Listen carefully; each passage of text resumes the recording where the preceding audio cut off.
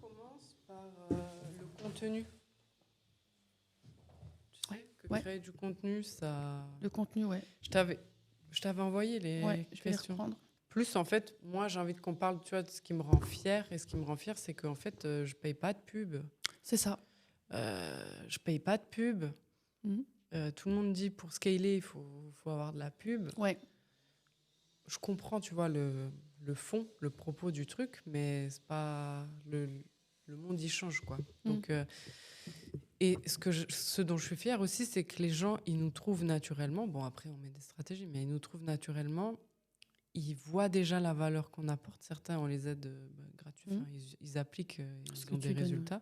Et du coup, quand toi, tu les as en appel de closing, soi-disant, ils ont déjà envie d'acheter. Ouais. Faut juste les rassurer, voir si ça correspond bien à leurs besoins. Parce que des fois, non. Et si nous, on veut bien travailler avec eux en fonction de ce qu'ils font, leurs valeurs. Voilà. Tout, quoi.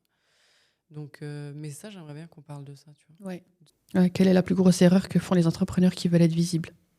Quelle est la plus grosse erreur que les entrepreneurs font pour être visibles ? Ouais, pas visible. Faut acheter de la pub, non ? C'est pas une erreur, acheter de la pub, quand même. Ah. Moi, je trouve pas que ce soit une erreur d'acheter de la pub. Ce que je trouve comme erreur, par contre, c'est de pas créer de marque.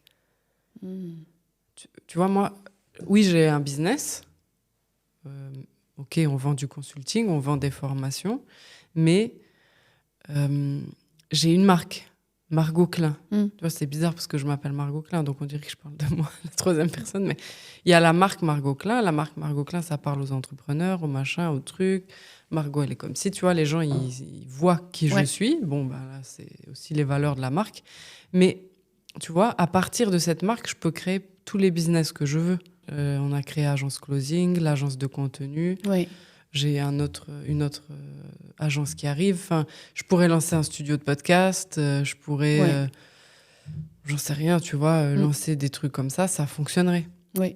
Parce que les gens me suivent Margot Klein. Il y a plein d'entrepreneurs, ils payent de la pub. Le jour où ils arrêtent de payer de la pub, ils disparaissent. Ils n'ont jamais vraiment existé en tant que marque. C'est ça que je veux dire, tu vois. Genre si, je sais pas moi, Coca arrête de faire de la pub, Coca existe en tant que marque. Tu vois, ou je sais pas moi, Louis Vuitton, c'est une vraie marque, tu vois. D'ailleurs, les marques de luxe, elles n'utilisaient pas les réseaux sociaux jusqu'à très peu. Et elles font pas de publicité, les marques de luxe. Elles font elles payent des mécénats, des partenariats, mais elles font pas de pub. Du coup, moi, en fait, j'ai pris les codes du luxe et je les ai adaptés à l'entrepreneuriat, en fait, et au consulting, tu vois. Chose que peu de gens font dans ce domaine. Mais pour moi, faire la véritable erreur, c'est pas tellement, OK, on paye de la pub, ça peut servir, tu vois, de temps en temps. C'est plutôt, je cherche juste à vendre mon produit, sans essayer d'aller plus loin que ça, en fait. Tu vois, parce que finalement, tu payes de la pub, tu veux juste vendre, faire ton chiffre d'affaires, payer moins de pub que tu fais de chiffre d'affaires. OK, super, le delta, c'est 100 000, j'ai fait 100 000, je suis content.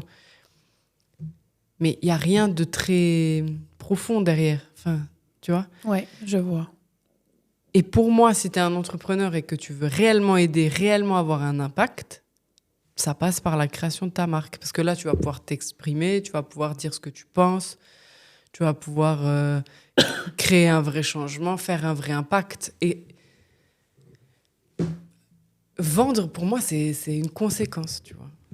L'argent dans un business, c'est une conséquence. Et pour moi, quand tu payes de la pub ou que tu fais des webinaires chaque semaine, déjà, tu t'épuises. Des webinaires live chaque semaine, c'est... Je pense qu'on ne se rend pas compte, mais c'est énormément de travail. C'est très fatigant. Et il y a des gens à qui ça convient, mais tu ne peux pas faire ça 10 ans, déjà. Tu peux faire ça 1 an, mais voilà. Et puis, c'est que de la vente. Un webinaire, c'est tu vends. Il n'y a pas de... Oui, tu apportes un peu de valeur, mais c'est une action de vente.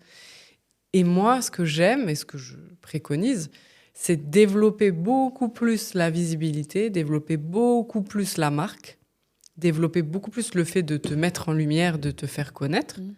Et par conséquent, tu vas vendre. Par conséquent, les gens vont te voir déjà. Ouais, ils vont te voir. Ils vont te voir, ils vont s'intéresser à ce que tu dis, ils vont kiffer, ils vont se dire mais ok, je suis intéressé. Il y a des gens qui vont te suivre juste parce qu'ils te kiffent, pas forcément parce qu'ils vont acheter. Ouais. Mais peut-être un jour tu vas lancer un produit qui va leur parler. Moi, il y a des gens qui me suivent depuis 10 ans. J'avais commencé dans le bien-être, la perte de poids et tout. Les gens, ils me suivent encore aujourd'hui, ils achètent aujourd'hui, tu vois. Et peut-être, je sais pas, si je lance, je disais un studio de podcast, parce qu'on est dans un studio de podcast, si je lance un studio de podcast, peut-être qu'ils se diront « Ah ouais, j'ai envie d'enregistrer une vidéo, j'ai vu cette meuf sur Instagram, je vais aller dans sa marque de studio de podcast. » Tu vois. Si je lance, je sais pas moi, des marques de compléments alimentaires, peut-être ils vont se dire « Ah ouais, elle, je l'ai vue, elle a glow up, je veux sa marque de compléments alimentaires. » Tu vois. Mais ça, c'est possible que parce que il y a une connexion et une confiance qui s'est créée. Et c'est ça que j'arrive pas à faire. Pour moi, c'est logique. Pour toi, c'est logique, oui. Après, c'est peut-être en donnant des images, parce que j'ai l'impression, quand tu me parles des gens qui vont s'épuiser à vendre, je vois une place de marché, voilà, où t'as tout ton stock, et puis t'es là, et puis t'es là toute la journée, le nombre d'heures, et puis tu fais que de vendre, tu prends tes sous, et puis tu recommences. Et puis, c'est ça, exact. En fait, c'est sans fin. Pour moi, là, t'es dans la rat race. Voilà. C'est pire même, parce que t'es pas salarié, ça veut dire que t'as pas la sécurité du salaire. Donc, s'il pleut, tu bosses pas, tu bosses moins. C'est ça, presque entrepreneur, il y a zéro sécurité, il faut quand même le dire, tu vois. Donc, pour moi, c'est horrible. T'as pas la sécurité du salaire et si tu fais rien, tu vends pas. C'est une vie de rat race, en fait. Ouais. C'est pour ça qu'ils préfèrent rester dans le salariat. Ils sont sûrs d'avoir cette sécurité. Il vaut mieux, là, si tu fais ça, il vaut mieux rester dans le salariat parce qu'au moins, tu as la sécurité. Tu vas peut-être avoir la mutuelle de payer, tu vois, le chômage, s'il y a quoi que ce soit, des aides, enfin, tu vois. Mais c'est ce qu'ils recherchent en premier, les gens, quand ils viennent en appel. C'est le principal souci, c'est la sécurité. Ce que je peux comprendre, parce que si tu fais... T'es obligé de faire des actions en répétitif là, pour vendre, et que si tu les fais pas, tu vends pas, t'es fucked. Puis il y a des gens aussi qui veulent pas faire ça. Mais moi, je fais pas ça. Hein. Moi, je ne veux pas faire ça. C'est grâce à... Et c'est exactement, moi, je suis d'accord, les gens qui font des webinaires chaque semaine en live, parce que si tu automatises, tu peux faire... voilà, ça, c'est différent. Mais si tu fais en live, tu fais toi-même, Moi, personnellement, je ne ferai pas ça. Je ne veux pas faire ça. Je ne veux pas m'épuiser, etc. C'est trop fatigant. C'est trop fatigant. Donc, moi, je dis toujours, c'est né la méthode de... Je suis flemmarde, quoi. J'aime être efficace, tu vois. J'aime être précise, j'aime être efficace, j'aime faire les choses une fois et les faire bien et les faire intelligemment. Donc, oui, pour moi, créer du contenu, tu crées une fois du contenu, il travaille pour toi à vie. Ce contenu, moi, il m'a pris, là, on est ensemble, on tourne pendant 2 heures, donc disons, ça a pris 2 heures. Mais ce contenu, il va être vu 2, 3, 4, 5, 10 millions de fois. C'est lui qui va travailler. C'est lui qui va travailler, c'est lui mon employé, c'est lui le clone de Margot. C'est ça. Tu vois ? Et ce contenu, pour moi, le plus important, limite dans une entreprise, à part avoir un bon produit, c'est faire du contenu pour se faire connaître. Et beaucoup de gens se focalisent sur vendre, je dois faire de l'argent, vendre. Et je comprends, parce qu'il y a une insécurité, il y a souvent un manque d'argent, t'es dans la galère, etc. Mais ça continue de te faire tourner en rond et d'attirer plus de galères. Si tu te focalises que sur la vente, tu t'appauvris, tu vas avoir que du manque et un manque de sécurité. Et je sais que ça peut être un peu contre-intuitif, mais moi, je me focalise sur créer du contenu, attirer des gens, être vu. Ton produit doit être vu, toi, tu dois être vu, te faire connaître, mettre la lumière sur toi. Oui, parce que tu as compris aussi à quoi ça sert. Parce que je ne comprends pas comment on ne peut pas comprendre à quoi ça sert. Ah, mais parce que les gens, c'est aussi c'est assez nouveau aussi pour les gens de se dire que on peut vendre en ligne et de se dire que mais si tu regardes tous les gens qui sont à succès, ça me tend, les entrepreneurs à succès, là, le terme, mais bon, bref, tous les gens qui arrivent à vendre, à vivre une vie cool, ou les entreprises qui sont connues, enfin, je sais pas, ils font quoi ? Ils sont visibles. Il y a du contenu qui est créé. Mais il y a un indice, enfin, ils font pas des webinaires, tu vois. Oui, et ils ne savent pas comment faire. Donc, ils regardent et ils disent, OK, bon, ben, je dois montrer quelque chose et je dois créer du contenu. Ouais. Mais on voit quand même qu'ils ne comprennent pas comment vraiment ça fonctionne et quel impact ça va avoir et comment le créer. Ils ne comprennent pas tout ça. C'est pas assez précis pour eux. Ok. En fait, je pense que là, j'ai le syndrome de l'expert parce que je comprends pas ce qu'ils comprennent pas. Si j'ai une tasse là, oui. Moi j'ai cette tasse. Elle est fantastique, elle est isotherme, elle est rouge, je sais pas. Ouais. Elle se ferme, je peux boire mon café. Donc cette tasse, si personne la voit, personne va l'acheter. Oui, on est d'accord. Quand tu fais un webinaire pour la vendre, tu as 200 personnes qui voient ta tasse. Comme par hasard, tu as 10% de ces 200 personnes qui achètent ta tasse. Donc, si je fais un contenu, il y a 1 million de personnes qui voient cette tasse et qu'il y a 10% de personnes qui l'achètent. Oui, c'est joli. Ça fait 100 000 personnes. Ouais. Donc, le webinaire, ça fait que ton produit est visible. C'est ça. Alors, ton contenu, c'est un webinaire géant. Un webinaire géant. Alors, mais plus doux, tu vois, où tu vas pas vendre. En fait, c'est ça, je pense. Les gens, ils se disent, mais attends, si je vends pas, ça va pas se vendre. Je crois que c'est ça qu'ils comprennent. Si je vends pas, ça va pas se vendre. Après, quand tu dis ça, on a l'impression... tu sais, c'est aussi pareil, hein, les émissions qui vendent des produits. Donc, tu sais, c'est des gens qui sont devant la télé et qui vont te sortir la carte et qui vont acheter, je veux ça. Donc, c'est vrai, ils sont devant l'émission et ils achètent. Mais c'est vrai que c'est des émissions qui sont enregistrées. Je veux dire, les gens, ils sont pas là. En fait, c'est des webinaires gênants. Voilà, mais ils sont enregistrés. Ouais. Donc, pendant que toi, tu es en train de regarder et que tu vas sortir ta carte, la personne, elle est en train de faire autre chose. Ah oui, elle n'est pas en live. Elle n'est pas en live. Ouais. Donc, tout ça, c'est préparé. Mais les gens s'imaginent que le contenu, ils doivent le créer à l'instant T. Je vais créer ça, je vais créer ça, je vais faire ça. Ou alors, tous les jours, ils disent tous les jours, je dois créer quelque chose. Ouais. Donc, dans leur tête, il n'y a pas de stratégie dedans. Et puis, il n'y a pas de façon de faire, quoi. Oui, alors que là, moi, ce qu'on fait, c'est qu'on tourne 2 heures dans un studio. Oui. Ça nous fait 4 vidéos YouTube, donc une vidéo par semaine pour YouTube. Et ça nous fait 30 réels, format court, là, des petits réels sur les réseaux sociaux. Donc 1 mois également. 30 posts LinkedIn, 30 écrits et une dizaine d'articles pour le blog. Donc, en 2 heures, on a fait tout le contenu du mois. Tout le contenu. Ça, c'est énorme. Au quotidien, moi, je ne crée pas de contenu. Voilà. Les gens s'imaginent qu'ils doivent faire tout ça, mais que ce soit dans le... Comment... Ouais, live, tous les jours. Tous les jours, tu dois faire ça tous les jours. Et puis, ils en ont marre. Moi, je ne sais plus quoi dire, je ne sais plus quoi faire. Qu'est-ce que je dois inventer? Oui, ça se prépare. On prépare les sujets. On demande à ChatGPT de nous aider sur les sujets. Vu que j'ai créé mon petit clone aussi, il aide. Oui, bien sûr. C'est toi, tu parles aux gens par téléphone. Donc, c'est quoi un petit peu les questions des gens, les sujets qui les intéressent. Il y a aussi, tu vois, les vidéos qui ont buzzé récemment, c'était sur le prix. Oui. Augmenter ses prix, machin et tout. C'était que sur le prix. Dès que je parlais de prix, d'augmenter ses prix, que moi, je facturais 1 000 € l'heure, tu vois, de tout ce qui est autour du prix, ça fait un scandale et les vidéos, elles ont buzzé, tu vois. Oui. Du coup, ce que j'ai fait, j'ai analysé ça, j'ai vu ça. Oui. On est allé en studio le mois d'après, on a tourné une vidéo sur le prix. Les vidéos qu'on a tournées, elles ont rebuzzé derrière. Donc, c'est ça. En fait, il y a un manque d'analyse aussi. Il y a une itération. C'est ça. Je pense qu'en fait, les gens n'ont pas de stratégie. Non. Il n'y a pas de stratégie. Ils font comme ça, un peu à l'aveugle. Voilà, c'est ça. Ils font j'ai vu la lumière, c'est ça. La pub, ça fonctionne. Non. Et c'est pour ça que je pense que, tu vois, moi, je suis un peu dure dans comment je m'exprime. Parce que j'en ai marre. Ça fait 10 ans que je suis là-dedans, 10 ans que j'explique la même chose aux gens. Si tu écoutes tous les jours mon contenu, je me répète 150 milliards de fois, même moi, je me saoule à répéter les choses.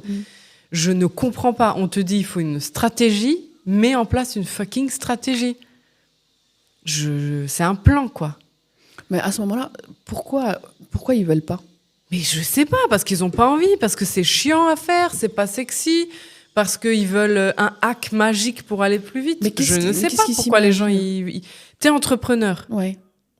Tu crois que l'argent, il va tomber du ciel? J'en sais rien, en fait. Il y a une stratégie. Tu crois que tu vas maigrir magiquement? Non. Il y a une stratégie pour maigrir. Il y a une stratégie pour prendre du muscle. Il y a une stratégie pour grossir. Enfin, je veux dire, il y a des stratégies. C'est des plans. Ouais, en fait, tout est fait en surface, ils creusent pas assez. Merci, tout est fait en surface. Quand je dis prendre du muscle, c'est une conséquence. Ouais. C'est une conséquence de tes actions. Faire de l'argent, c'est une conséquence de tes actions. Faire des vues sur les réseaux sociaux, c'est une conséquence de tes actions.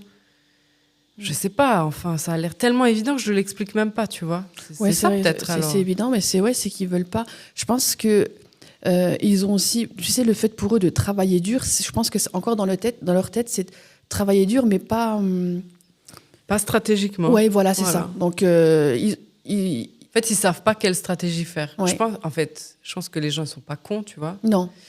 Je pense qu'ils ont trop entendu d'informations contraires. D'ailleurs, sur les régimes, c'est pareil. Les régimes, on te dit, il ne faut pas manger de glucides. Il faut manger des glucides. Il faut compter les calories. Il ne faut pas compter les calories. Il faut faire du cardio. Il ne faut pas faire de cardio. Il faut faire de la muscu. Tu vas mourir. Il ne faut pas manger de sucre. Ça, c'est cancérigène. Il faut manger bio. Non, le bio, ça n'existe pas. Oui. En business, c'est pareil. On te dit, il faut faire de la pub. Non, la pub, c'est pas bien. Il faut faire ça. Non, ça, c'est pas bien. Il faut faire des webinaires. Moi, je te dis que le webinaire, ça va pas. Tu vois ? Oui. En fait, ils savent plus. Ils savent plus. Après, bon, comme là, je vois, là, en ce moment, tu crées du contenu. Le contenu que tu as créé, le message est passé. Bah oui, parce que oui. C'était très clair. Après, bon, c'est parce que tu as parlé du prix. Le prix, c'est vrai que... De toute façon, que ça touche au porte-monnaie. Dès que ça touche à l'argent, là, ils sont un peu plus attentifs. Ils sont quand même un peu plus attentifs. Et après, la manière dont tu vas leur parler, ils se disent, OK, elle a l'air de savoir ce qu'elle dit. Donc, je vais peut-être y aller. Quand tu les as en appel, ils te parlent du contenu, de toute façon. Ils me parlent tout de suite du contenu. C'est ça aussi que je voulais dire. Tu vois, quand tu crées du contenu, toi, en appel, tu as presque, entre guillemets, j'exagère, presque rien à faire. Mais c'est ça. Tu vois, ça veut dire que tu as les gens qui viennent... En fait, voilà, en business, soit tu vas chercher les clients, tu y vas. Soit tu les fais venir à toi. Tu peux faire les deux, évidemment, ça c'est le mieux. Mais ça dépend de ton caractère. Tu vois, c'est comme en séduction. En séduction, il y a des gens, ils aiment draguer. Oui. Ils y vont, ils aiment séduire. Il y a des gens, en séduction, ils aiment faire venir à eux. Oui. Donc, si tu aimes aller draguer, tu vas faire de la pub. Tu vas aller démarcher, tu vas faire des appels à froid, tu vas écrire des emails à froid, des messages, tu vois, tu vas y aller. Oui. Si t'aimes te faire draguer, donc séduire pour faire venir à toi, attirer, tu crées du contenu pour attirer les gens à toi. Et moi, je fais ça parce que j'aime pas draguer déjà. J'aime que les gens ils viennent à moi. Ça me fait économiser du temps, de l'espace mental, de la charge mentale. Et surtout, moi, j'ai des prix de luxe. Ça veut dire que j'augmente mes prix, tu vois. Mes prix sont toujours chers, tu vois. Oui. Donc, j'aime que les gens, ils m'identifient et qu'ils viennent à moi. Eux-mêmes, ils savent que c'est, soi-disant, cher. Ils savent si oui ou non, ils vont pouvoir rentabiliser mon consulting. Et ils savent si oui ou non, ils sont intéressés par qui je suis et ma façon de travailler. Parce que ma façon de travailler, elle est très précise. Je développe ton business, tu vois. Oui. Et pour moi, créer du contenu, tu vois, là, typiquement, il y a une cliente, elle est à Paris, elle est positionnée dans le luxe et elle facture cher. Ses clients, ils sont très satisfaits et personne ne la connaît. Ça veut dire qu'elle fonctionnait qu'en bouche à oreille. Oui. Donc là, au bout d'un moment, son business, il stagne. Elle veut doubler son chiffre d'affaires en 24 mois parce que j'ai fait une analyse, on a fait l'audit, etc. Ce qu'il faut faire, c'est qu'elle se fasse connaître, mettre en lumière ses services, tout simplement. Vu que ses clients, ils sont satisfaits, vu que dès que les gens ils apprennent ce qu'elle fait, ils ont envie de travailler avec elle. Il faut juste mettre plus de lumière sur ce qu'elle fait. Fin de l'histoire. Donc, qu'est-ce qu'on va faire ? Créer du contenu. On va faire ça pendant 3 mois. On va analyser, la positionner, faire le story brand, etc. Tout le positionnement, les mots utilisés, pas utilisés. Tu vois, c'est très précis. La précision. Ouais, la précision. Ouais. C'est vrai que ça manque de précision. C'est un peu fait... En fait, les gens, ils savent pas trop où ils vont, tu vois. Oui, c'est ça. Et après, ils me disent, voilà, j'ai besoin de quelqu'un pour m'accompagner. Pour et après, aller savoir là où ils vont. Ouais, je vais aller vers qui, je vais... ça, c'est le contenu. Tu t'informes sur la personne et c'est grâce au contenu que tu vas avoir toutes ces informations-là. Et après, tu vois si oui ou non tu dois travailler avec cette personne. Et après, à la fin, comme tu parlais de l'appel, les gens que j'ai en appel, ils veulent juste, comme tu dis, ça a un prix. Ouais. Ils veulent juste se rassurer, mais ils savent. Ouais, et ça, tu vois, donc on voit la différence parce que les entreprises qui font pas de contenu, qui créent pas de contenu organique, ils ont beaucoup plus de mal à vendre en appel. Il faut 1 ou 2 appels de closing. Il y a beaucoup plus d'objections. Parce qu'ils n'ont pas eu les infos ? Oui, les gens n'ont pas les infos. Puis aussi, il n'y a pas de confiance. Il n'y a pas de confiance. Ouais, il faut la créer lors de l'appel. La créer lors de l'appel, mais elle est faite avant. Oui, mais quand tu ne crées pas de contenu, tu dois créer la confiance pendant l'appel. Mais du coup, si tu crées la confiance pendant l'appel, tu ne peux pas vendre dans le même appel. Non. Il faut 2 appels. Il en faut un deuxième. 3. Parce qu'après, la personne, elle va flipper. Alors que quand tu crées du contenu, le prospect, il arrive, il est déjà en confiance. Il veut juste s'assurer que ce qu'il a vu, c'est pas de la merde, que c'est cohérent, que ça tient la route, quoi, tu vois. Il veut s'assurer que voilà, ça répond à ses questions, que le service, il est bon pour lui. Toi, tu t'assures que lui, il est bon pour nous. Et voilà. Mais si, ça veut dire que le contenu crée la confiance. Le contenu te permet de vendre beaucoup plus vite, te permet de raccourcir le temps où le prospect reste prospect et où il devient client. Oui. Tu sais, ça me fait penser quand on parlait de quand tu entres dans un magasin. Quand on entre dans un magasin, on sait à peu près ce qu'on veut. Voilà. Tu sais déjà si tu vas acheter ou juste regarder. Oui, voilà. Et donc, si tu as la vendeuse ou la personne qui vient tout de suite, qui tombe dessus et puis qui veut absolument... on aime être tranquille. Je sais, je vais acheter, j'ai envie d'acheter déjà. J'ai envie d'acheter. Donc, je regarde, j'ai la liberté de regarder un petit peu. Je sais que je vais acheter si je trouve ce que je veux. Donc, c'est pas la peine de venir et de me poser toutes ces questions. Et puis, j'en ai pas besoin. Mais c'est vrai que le fait de savoir que la personne, elle est là, dans le coin. Et si j'ai besoin vraiment de plus d'infos, je vais vers elle. Donc, c'est pareil. Le contenu, on est là, on regarde tranquillement. On est libre de regarder quand on est posé. Voilà, on est bien, on est dans un bon état d'esprit. On regarde tout ça, ça nous plaît, on continue. Et après, hop, je veux plus de détails. Là, je vais déclencher l'appel. Je prends rendez-vous. Mais là, t'appelles la vendeuse, quoi. Voilà, t'appelles la vendeuse. Je veux savoir si on est aligné. Et puis nous, de notre côté, on va voir si ça lui convient. Ouais, en fait, le contenu, ça permet aussi de prévendre, de mettre la confiance, de voir si en fait ça colle avec la personne. Et ensuite, si les gens ils sont décidés, ils prennent l'appel et. Parce que quelque part, s'il y avait pas ça, le closer, il aurait tendance à vouloir pas convaitre, mais. Si, oui. De dire mais voilà, non, mais tu peux lui faire confiance, je travaille avec cette personne et ça c'est horrible quand quelqu'un te dit mais fais-moi confiance, qu'est-ce que tu fais? L'inverse. Non, et t'as pas envie. Si en fait tu dois dire mais fais-moi confiance, en fait c'est déjà qu'il n'y a pas de confiance. Il y a pas de confiance. C'est horrible de dire à quelqu'un. C'est là que tu as envie de dire aussi, comme je dis, quand tu travailles avec l'entrepreneur, c'est là où tu peux lui faire remonter ses infos et lui dire il y a un manque de confiance, il faudrait plus que tu travailles dessus parce que toi le closer tu galères quand même à Mais en fait, c'est parce que je pense que y a les entrepreneurs, finalement, ils se sont pas vraiment penchés sur qu'est-ce qui fait en profondeur qu'un business fonctionne. Ils sont juste focalisés vente. Du coup, c'est des vendeurs, c'est pas des entrepreneurs. C'est des vendeurs. C'est des vendeurs. Ouais. T'es un vendeur. C'est des vendeurs et en plus, ils n'aiment pas ça. Oui, ils détestent vendre, mais ils vendent, enfin, ils essaient de vendre. Donc, en fait, c'est ça, tu vois, si t'es vendeur, tu vas penser qu'à l'argent, qu'à vendre. Ouais. Si tu es un entrepreneur, tu vas regarder qu'est-ce qui fait que le business tourne. Qu'est-ce qui fait que, in fine, oui, je vais gagner de l'argent, mais c'est un écosystème que je vais créer. Voilà. Et c'est ça la différence. Il y a beaucoup de gens qui se disent « je suis entrepreneur, nanana, je suis coach ». Non, tu es juste un vendeur. Et en plus, tu es un mauvais vendeur parce que tu n'aimes pas vendre. Et que toi, ton expertise, elle est ailleurs. Voilà, c'est ça. Ton expertise, elle est dans ton cœur de métier. Et tu devrais faire que ça parce que tu es trop bon là-dedans. Mais tu devrais déléguer le reste. Et les gens là disent « oui, mais j'ai pas d'argent pour déléguer. » Merci. Ou alors « j'ai peur de perdre l'argent. » Donc, tu n'es toujours pas entrepreneur. Oui, t'es vendeur. Être entrepreneur, c'est investir.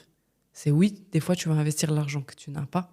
Je dirais pas ça à un particulier salarié. À un particulier salarié, je dirais non, tu n'investis jamais l'argent que tu n'as pas.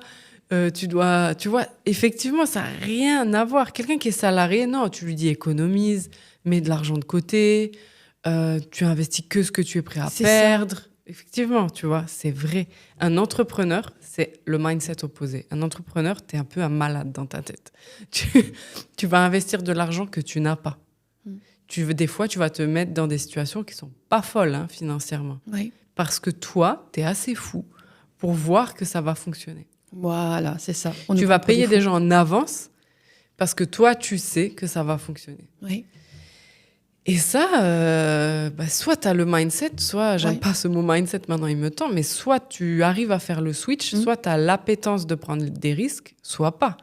Si tu n'as pas l'appétence de prendre des risques, tu es vendeur, tu vends le temps que tu peux vendre, au bout d'un moment tu vas craquer, hein, parce que si tu n'aimes pas vendre et que tu vends, ça s'appelle un burn-out in fine. Tu vas retourner au salariat ou un truc tranquille, mais voilà. Oui. Et ça, il faut le dire, hein. C'est ça aussi, tu vois. Donc, c'est parce que j'imagine aussi, c'est quand on te dit il suffit de trouver un problème et de le résoudre. Donc tu dis, ok, je vais trouver une solution et je vais vendre ma solution. Ouais, donc tu es un vendeur. Tu es un vendeur. Tu es un vendeur. Ouais. Mais tu vas pas tenir longtemps parce que c'est rare les gens qui aiment vendre quand même. C'est très rare. C'est rare les gens qui aiment vendre. En vérité, parce que quand tu es expert dans ton domaine, t'aimes trop faire l'expertise de ton domaine, tu vois. Donc, limite, ce qui te fait chier, c'est vendre. Parce que ça t'enlève du temps de passer sur ton expertise de domaine, tu vois. Oui. Je parlais justement, une cliente de l'agence qui est tatoueuse, elle kiffe tatouer.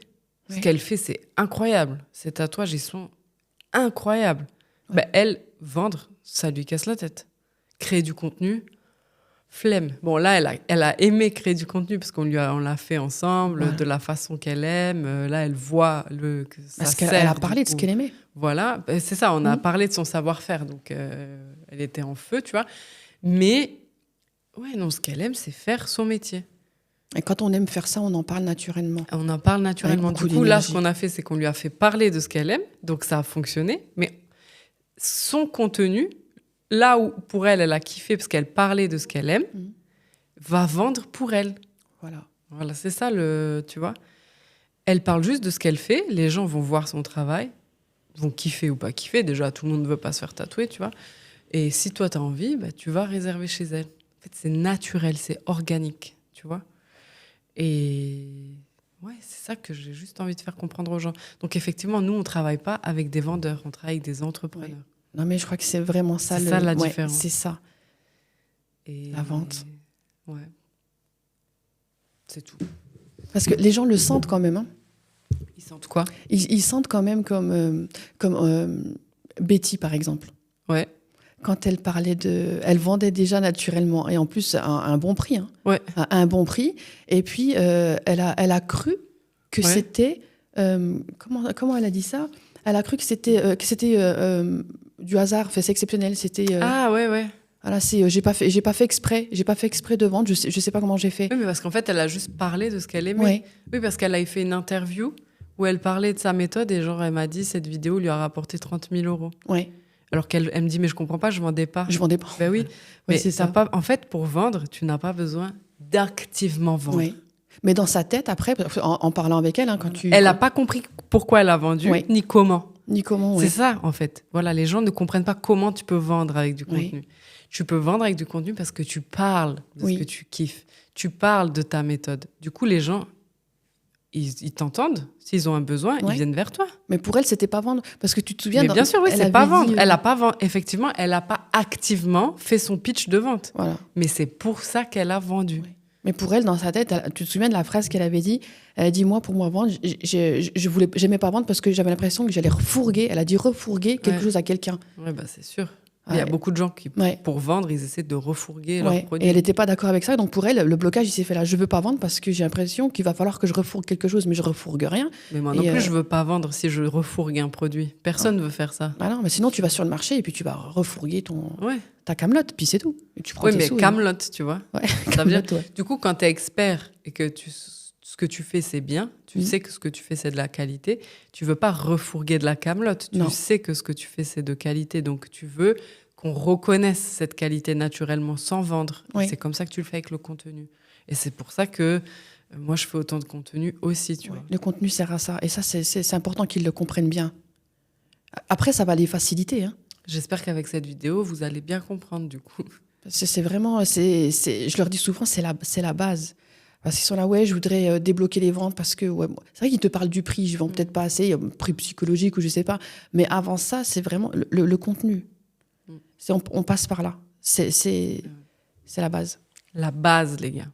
Et la vente, elle se fait là déjà.